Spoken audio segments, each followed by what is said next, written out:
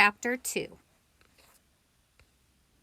And in this manner Edward's days passed, one into the other. Nothing remarkable happened. Oh, there was the occasional small domestic drama. Once, while Abilene was at school, the neighbor's dog, a male brindled boxer, inexplicably named Rosie, came into the house uninvited and unannounced, and lifted his leg on the dining room table, spraying the white tablecloth with urine. He then trotted over and sniffed Edward, and before Edward even had time to consider the implications of being sniffed by a dog, he was in Rosie's mouth, and Rosie was shaking him back and forth vigorously, growling and drooling.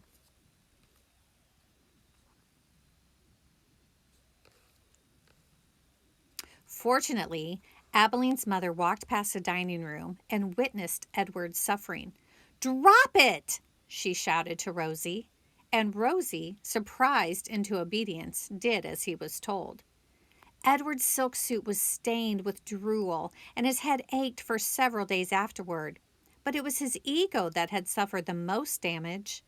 Abilene's mother had referred to him as "it," and she was more outraged at the dog urine on her tablecloth than she was about the indignities that Edward had suffered at the jaws of Rosie. And then there was the time that a maid, new to the Tulane household and eager to impress her employers with her diligence, came upon Edward sitting on his chair in the dining room. "What's this bunny doing here?" she asked out loud. Edward did not care at all for the word bunny. He found it derogatory in the extreme. The maid bent over him and looked into his eyes. "Humph," she said. She stood back up. She put her hands on her hips. "I reckon you're just like every other thing in this house, something needing to be cleaned and dusted." And so the maid vacuumed Edward Tulane. She sucked each of his long ears up the vacuum cleaner hose. She pawed at his clothes and beat his tail.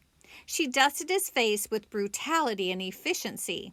And in her zeal to clean him, she vacuumed Edward's gold pocket watch right off his lap. The watch went into the maw of the vacuum cleaner with a distressing clank that the maid did not even seem to hear. When she was done, she put the dining room chair back at the table, and uncertain about exactly where Edward belonged, she finally decided to shove him in among the dolls on a shelf in Abilene's bedroom.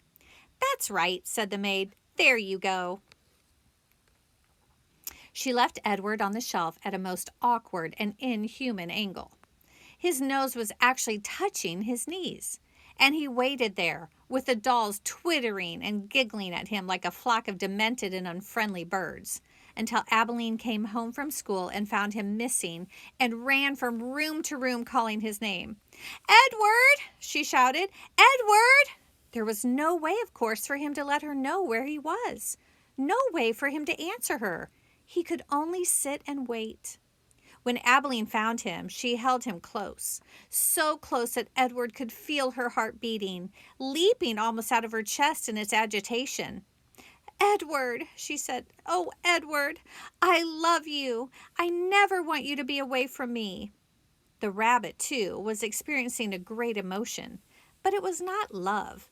It was annoyance that he had been so mightily inconvenienced, that he had been handled by the maid as cavalierly as an inanimate object, a serving bowl, say, or a teapot.